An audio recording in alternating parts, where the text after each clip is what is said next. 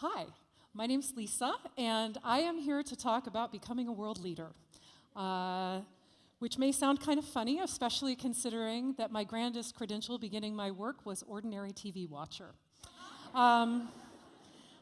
It's so tricky, the notion of world leadership or power, because I think it so often lurks in the moments we least expect to find it. And tonight I'd like to share a few of my experiments with world leadership, with power.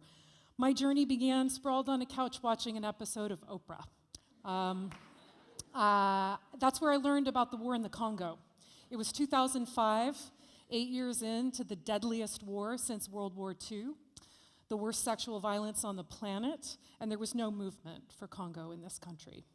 So I wanted to do something, but I think there's an inner battle that plays out every time we stumble on an injustice. Whether it's in the grocery store line or a news story that we run across, there's this sort of soul-stormy feeling where you're like, wow, I can't abide. But on the other hand, you wonder, who am I to say anything? In the words of T.S. Eliot, you wonder, do I dare? Do I dare disturb the universe? But for me, I had heard these women's stories. I mean, yes, it was through the TV, but I saw their eyes. I heard their stories. I was moved. I signed up to sponsor 2 women through Women for Women International, and it felt personal. So I decided to do a lone 30-mile trail run in Portland, Oregon, where I'm from, to raise sponsorships for women in the Congo. Now, a few snags with that plan being that I'd never done any organizing, public speaking, fundraising, and I was a super wimpy runner. I literally have had grandmas and their fat dogs walk past me on the trail as I run. One time I had tried to train to run a marathon, and 10 miles into my first 14-mile training run, called a cab to drive me back to the car, ending my marathon ambitions. But for women in the Congo, I did do the 30-mile run and raised $28,000, or enough to support 80 Congolese women. Thank you. Then I started hearing from other women who wanted to do a run, so I decided, okay, let's take it on the road. Cut to a year later. It's 6 a.m. I'm standing in Manhattan's Riverside Park, getting ready for the first New York Run for Congo Women in gale force winds. I had gotten a call from the Park Service the night before asking if we were planning on, recommending actually that we cancel. And my response was, look, when it rains in Congo, women are sleeping in the forest, their kids get sick and die. So no, we're not going to cancel because of the weather.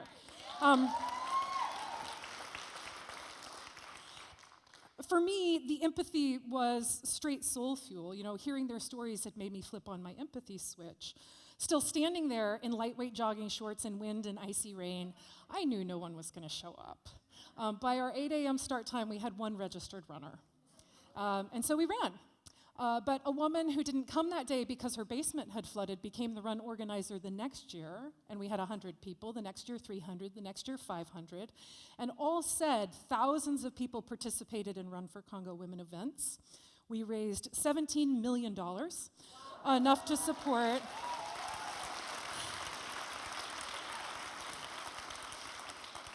enough to support 90,000 Congolese women and kids. So, what I always go back to, though, is how could I have known that morning in New York? I mean, to say that I trusted it would make a difference would be an overstatement. I mean, I hoped it would. And yet that was the moment that we staked out a movement. Little did I know, what I didn't realize at the time, is that creating Run for Congo Women for me was just a warm-up lap. People talk about compassion fatigue, like empathy wears you down. I have actually found the opposite to be true. I have found empathy to operate more like a muscle. The more you exercise it, the more power it gives, the more reflexive it becomes. It's not that stepping up becomes more comfortable. It's that comfort becomes less relevant in the face of empathy override. And that is what took me to Mogadishu. Nothing really makes my soul storm quite so much as any group of human beings just being written off. And in 2011, nowhere on earth had been more written off than Somalia. And in Somalia, no one had been more written off than women. So I decided to go to launch the first sexual violence crisis center in Mogadishu with an amazing Somali woman activist. Just to be clear, this is Black Hawk Down, Somalia, the world's most failed state, an active war zone at the time ruled by Islamic militants and warlords. So I spent months making security arrangements, flak jackets, 8 armed guards, a secure place to stay inside the African Union compound. But the day that I arrived, and I only had 24 hours there, my flight was 5 hours late. And we had been warned that you're really not supposed to stay in one place longer than 2 hours because you can attract suicide bombers. But I got to talking with survivors, like 17-year-old Amina, who had watched her best friend buried up to her neck and stoned to death by al-Shabaab, and she herself was gang raped, and every time she left her hut, she had to see her rapists. So she was scared to leave her hut even to go to the bathroom. And yet she had walked through an active war zone, across enemy lines to talk to us. How do you cut that conversation short? So we went long, I was late, and the African Union had closed their gates for the night. So the other thing is, like, they won't let your Somali security within 100 meters of the gate. So long story short, I ended up standing in the middle of this wide open dusty field, my arms in the air, empty bombed out buildings all around, would-be hostile snipers could have been anywhere, men with guns behind me, and the African Union pointing their guns, screaming, threatening to shoot. Now, I have a pretty high threshold for risk, but this was decidedly beyond my comfort zone. And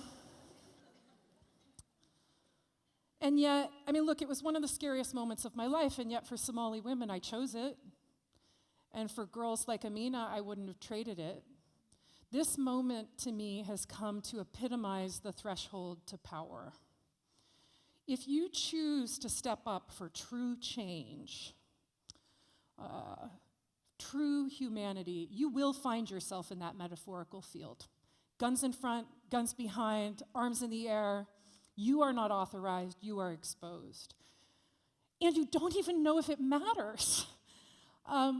And there's an irony in this, because these moments where you're most vulnerable, most exposed, are often the moments that you're actually staking out your power. When you step up with no guarantees, despite the risk, despite the exposure, despite the forces that are saying, trust the system, defer to someone who knows better.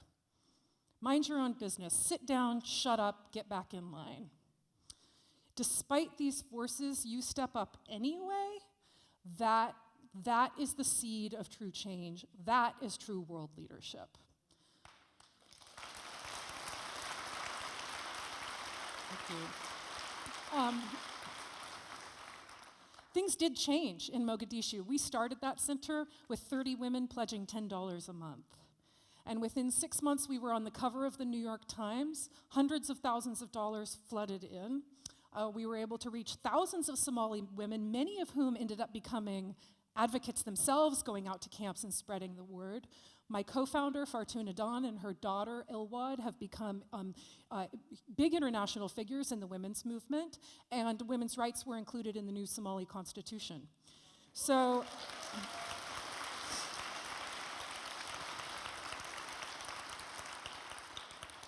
but again, this was a warm-up lap. As someone said to me recently, that the journey of activism is always a journey upstream to the source waters of a problem. And that's been true for me. In 2013, I went back to Mogadishu, and it's true, a lot of things had changed.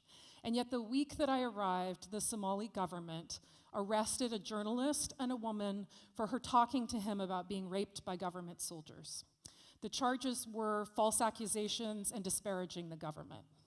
The evidence that they used against her is what's called a finger test. So I want to be really clear that we're talking about a woman who has birthed 3 children, who was convicted of lying about a rape because a midwife could fit more than 2 fingers inside of her. That's the legal system in Somalia. And believe me, everyone in Mogadishu knew about it. So after a year and a half of breaking the silence and these amazing women coming to the center, going out, all of a sudden no one would talk. Not to each other, not to me, definitely not to journalists. So, funny thing, that's it. So basically, one chilling government action wiped out a year and a half of progress, like that, one day. But it was interesting because the Somali president was that very week heading out on a tour to meet with 27 foreign ministers to talk about aid for the new progressive Somalia. I ended up publishing an op-ed on the New York Times site criticizing the Somali government on the eve of his meeting with Secretary Clinton, asking that she bring it up in the meeting. And I was still in Mogadishu the same week that they were arresting journalists for criticizing the government. But it had to be said. Still, when I showed up at the airport the next day, I was definitely braced for trouble. Some guy took my passport, disappeared, and I'm thinking, okay, today's the day I'm going to jail in Mogadishu. A Somali woman's security was digging through my bags, opened up my camera bag, saw a big camera that I was carrying with me at the time, and she says, "Are you a journalist?" And I'm like, "No, not a journalist. NGO." And she's like, "NGO? What NGO?" So I say, Elman Peace and Human Rights Center, and she says, Elman, women's rights. Slams my bag closed and waves me through, so I guess she hadn't heard. Interesting thing, a petition was circulated, and 700,000 people signed it. And many of those foreign ministers brought up the case in their meetings with the Somali president, and this woman was released, which was great. But I had this gnawing feeling afterward. What about all the women who don't get 700,000 signatures? What about all the women who don't have 27 foreign ministers hopping to her defense? And you couldn't even really point to a line that the Somali government had crossed. Because there was none. There was no line that they had crossed. You know, foreign ministers could say, "Tisk, tisk, you ought not behave that way." But there was no international standard that they could point to and say, "You have failed to adhere." So I had 3 conclusions from this. Number 1, frontline women's rights activists do unbelievable work and make incredible progress with almost no support, and it's amazing. Number 2, it can be wiped out in a day with one predatory government act. That is what we call a system of silence. So there is a ceiling on what frontline women's rights activists can do unless they have serious backup. And number 3, governments, not all the time, but most of the time, most governments care very much what other governments think. And so it also occurred to me that none of this is unique to Somalia. I mean, there are bad laws on the books everywhere. For instance, in Jordan, domestic violence is against the law if serious harm is done. But serious harm is defined as the victim being hospitalized for more than 9 days. Here in the US, in 31 US states, rapists maintain parental rights. So I've heard about a Georgetown student who was raped, conceived a child, decided to keep it. The rapist sued for parental rights, and now she has to see him every weekend for the next 18 years. So, is the worst place on earth for a woman Somalia? Is it Congo? Is it her own home? Because this violence is everywhere. Violence against women and girls is by far the most widespread human rights violation on earth. 1 in 3 women, 1 in 3 will survive domestic violence or sexual assault alone. That doesn't include whole categories of abuse like female genital mutilation, trafficking. When violence is this widespread, it is personal for all of us. But here's the thing, we can stop it. And we owe it to every woman and girl on earth to deliver her safety and equality, but also we owe it to men and boys to hold them to a standard and respect them enough as capable of adhering to standards that we teach 2-year-olds, like no hitting and ask nicely.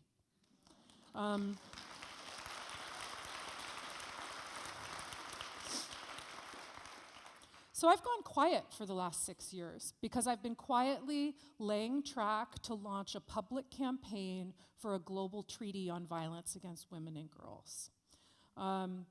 We have formed a coalition with thousands of frontline advocates from 160 nations. You can ask why a treaty? Because treaties get governments to make commitments they would never normally make. Commitments to proven interventions. And look, if we can do it for tobacco and we can do it for landmines, we sure as hell can do it to prevent these attacks on women and girls.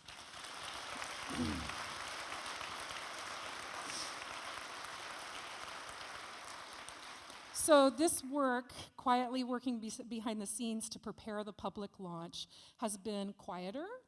It's been more steady. Again, it's been behind the scenes. But it is not a warm-up lap. This is my life work. You too are going to have moments that you will wonder, do I dare? Everyone does, even women in places like the Congo. I have a friend in the Congo, Generous, who lived through an attack where they killed her husband, killed her son, cut off her leg and fed it to her children. She is a woman who has lived through torture that is designed to destroy the human spirit. In 2010, we had our first ever Run for Congo Women in the Congo, where we asked Congolese women to run 1 mile to raise funds for other Congolese women. And Generose not only showed up that day, she showed up in a red suit and pink pearls. And she ran. She didn't have a prosthetic leg. She was on mismatched crutches. She had to kick off her shoes. It was painful for her. And she had to stop after about 1/3 of a mile.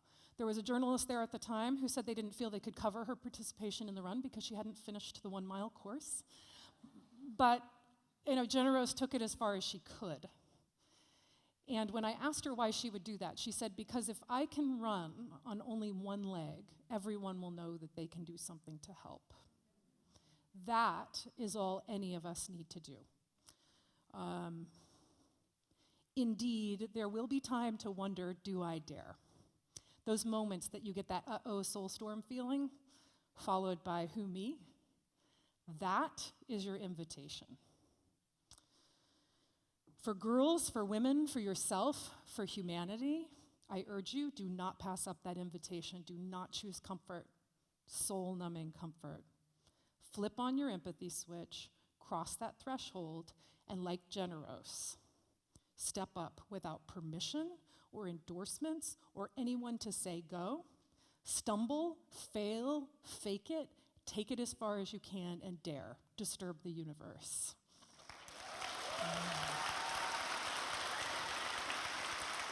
Thank you. Thank you. Thank you. Thank you. Thank you. Thank you so much.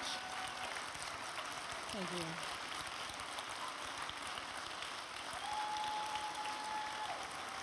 Now, bold friends, I do have one more item for us, because today is a very special day. You know how I said we've been working for 5.5 years to prepare the public launch of this campaign?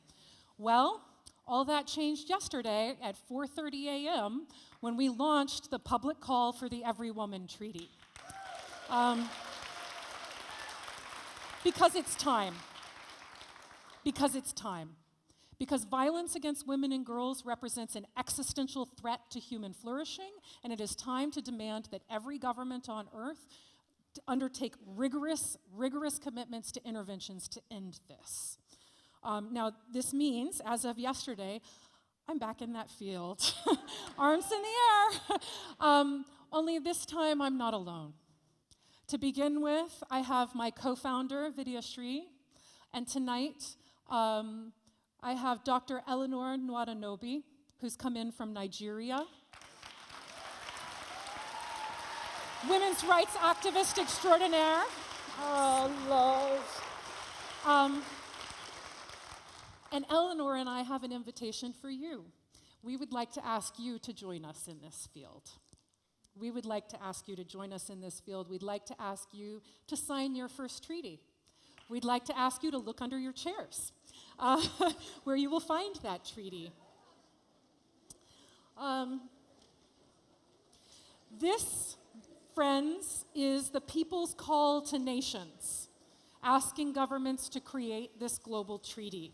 And we're asking you to sign it as part of the largest group every woman treaty signing ever to take place on Earth, right here tonight. So if you can take a moment to sign, while you are signing, Eleanor is going to read a portion of the text. And once you've signed, if you could take your treaty and stand and just hold it like this. Eleanor? The people's call to nations. I stand for a life free from all forms of violence for every woman and girl, everywhere. I hereby join the call for a global treaty to eradicate violence against women and girls. Article 1. All national parties shall enact or enhance comprehensive national reform. Number 1, reform laws to eradicate violence against women and girls. Number 2, implement interventions through health, justice, and security professionals who serve survivors, such as judges, police, doctors, and nurses. Number 3, provide services to survivors of violence. Number 4, enact prevention education campaigns based on rigorous evidence of effectiveness. Article 2, establish a global implementation fund to finance interventions specified in Article 1 through governments and/or international and local non-governmental organizations. I hereby urge nations to adopt the treaty, mandating that governments and citizens alike undertake the work required to end this pandemic of violence against women and girls.